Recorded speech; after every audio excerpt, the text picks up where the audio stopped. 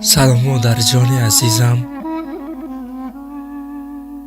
امروز دوری از تو به من دست نمی دهد که درد قلبم را افشا کنم. یگانه همدردم تو بودی مادر جان. حالا من غریبم، حالا من تنهایم.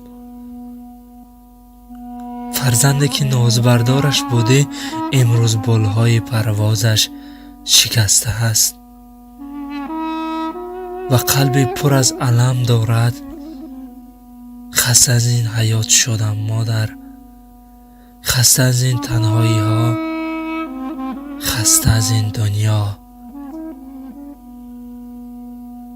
دستی دعا بردار مادر و دعای نیکم ده تا الله برایم صبر و ایمان پاک نصیب گرداند.